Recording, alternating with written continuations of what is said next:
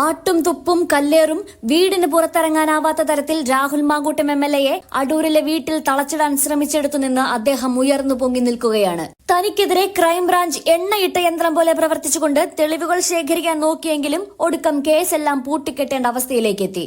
എന്നാൽ അവിടെ ചങ്കൂറ്റം കാട്ടി സ്കോർ ചെയ്യുകയാണ് മാങ്കൂട്ടം. ആഗോള അയ്യപ്പ സംഗമമൊക്കെ നടത്തിക്കൊണ്ട് സുകുമാരൻ നായർ, വെള്ളാപ്പള്ളി നടേശൻ തുടങ്ങിയ സാമുദായിക നേതാക്കളെ ഇതുവരെ കാണാത്ത തരത്തിൽ CPM ഒപ്പം കൂട്ടിയിരുന്നു. അതിനുവേണ്ടി വലിയ പദ്ധതികൾ നടപ്പിലാക്കുമെന്ന വാഗ്ദാനത്തോടെയാണ് മന്ത്രി വാസവനെ നേരിട്ടയച്ച് സുകുമാരൻ നായരുടെയൊക്കെ സപ്പോർട്ട് മുഖ്യമന്ത്രി പൊതുമധ്യത്തിൽ വാങ്ങിക്കൂട്ടിയത്.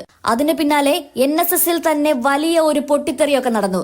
ഒപ്പം സുകുമാരൻ നായർ എന്ന ജനറൽ സെക്രട്ടറിയെ കട്ടപ്പയാക്കി NSS പ്രതിഷേധം കടുപ്പിച്ചതുപോലും ഈ ദിവസങ്ങളിൽ നമ്മൾ കണ്ടു. ഇവിടെ എല്ലാ കാലത്തും സമദൂര സിദ്ധാന്തം വെച്ച് പുലർത്തി കോൺഗ്രസിനോടൊപ്പം ചേർന്ന് നിൽക്കുകയും ചെന്നിത്തലയുമായി അടുത്ത ബന്ധം പുലർത്തുകയും ചെയ്ത സുകുമാരൻ നായരെ കോൺഗ്രസ് പറഞ്ഞു പറ്റിച്ചു എന്നാണ് പിന്നീട് പരസ്യ പ്രസ്താവന പോലും നടത്തിയത്. അവിടെ BJPയെയും സുകുമാരൻ നായർ വെറുതെ വിട്ടില്ല എന്ന് മാത്രമല്ല, കണക്കിന് കൊടുക്കുകയും ചെയ്തു. എന്തൊക്കെയായാലും NSS വോട്ടുകൾ കോൺഗ്രസിന്റെ പാളയം വിടുന്നു എന്ന വാർത്ത പടർന്നപ്പോൾ ഏറ്റവും അധികം നഷ്ടം കോൺഗ്രസിനായിരുന്നു. പെട്ടെന്ന് ഒരു അനുനയ നീക്കം നടത്തേണ്ടതില്ല എന്ന് KPCC പ്രസിഡന്റ് സണ്ണി ജോസഫ് ഈ വിഷയത്തിൽ പ്രതികരിക്കുകയും ചെയ്തു. കാരണം ഇത്രയും വലിയ പുകിലുകൾക്ക് പിന്നാലെ ഓടിപ്പാഞ്ഞ് NSS ആസ്ഥാനത്തെത്തിയാൽ അതുകൊണ്ട് പ്രത്യേകിച്ച് ഗുണമൊന്നും ഉണ്ടാവില്ല, പകരം ദോഷം മാത്രമായിരിക്കും എന്നവർ കണക്കുകൂട്ടി. കാര്യങ്ങൾ കോൺഗ്രസിന് തിരിച്ചടിയായി നിൽക്കുന്ന സമയത്താണ് തീർത്തും അപ്രതീക്ഷിതമായി NSS പൊതുപരിപാടിയിൽ മുഖ്യാതിഥിയായി മാങ്കൂട്ടം എത്തുന്നത്. പത്തനംതിട്ടയിലെ NSS പരിപാടിയിൽ മുഖ്യാതിഥിയായി രാഹുൽ മാങ്കൂട്ടത്തിൽ. മുണ്ടപ്പള്ളി 1300 NSS കരയോഗം സംഘടിപ്പിച്ച കുടുംബ സംഗമം പരിപാടിയിലാണ് രാഹുൽ പങ്കെടുത്തത്. വിവാദങ്ങൾക്ക് ശേഷം ആദ്യമായാണ് രാഹുൽ മാങ്കൂട്ടം ഒരു NSS പരിപാടിയിൽ പങ്കെടുക്കുന്നത്.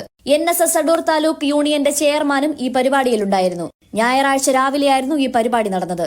19 വിവാഹങ്ങൾ ഒഴിവാക്കിയിട്ടാണ് കുടുംബസംഗമത്തിൽ എത്തിയതെന്ന് MLA പറഞ്ഞു. കരയോഗത്തിന്റെ ഭാരവാഹികൾ എല്ലാ വീടുകളിലും എത്തി ക്ഷണിക്കുന്നത് പോലെ എന്നോടും പറഞ്ഞിരുന്നു. അതിനാൽ ഞാനും ഒരു ഒഴുക്കൻ മട്ടിലാണ് വരാമെന്ന് കരുതിയതെന്നും എന്നാൽ പരിപാടിയുടെ നോട്ടീസ് കണ്ടപ്പോഴാണ് മുഖ്യാതിഥിയാണെന്ന് അറിഞ്ഞതെന്നും രാഹുൽ പറഞ്ഞു. ഇത്രയും ദിവസം പാലക്കാടായിരുന്നു. ഞായറാഴ്ച ആയിരുന്നിട്ടും ഈ പരിപാടിയിൽ പങ്കെടുക്കുന്നതിനാണ് പത്തനംതിട്ടയിൽ എത്തിയതെന്നും അദ്ദേഹം പറഞ്ഞു. കന്നി കഴിഞ്ഞ് തുലാം മാസത്തിലെ ആദ്യ ഞായറാഴ്ചയായിരുന്നു. ഇന്ന് പങ്കെടുക്കേണ്ട 19 കല്യാണം ഒഴിവാക്കിയിട്ടാണ് ഇങ്ങോട്ട് വന്നതെന്നും വൈകുന്നേരം കല്യാണം നടക്കുന്ന വീടുകളിൽ എത്തണമെന്നും അദ്ദേഹം കൂട്ടിച്ചേർത്തു.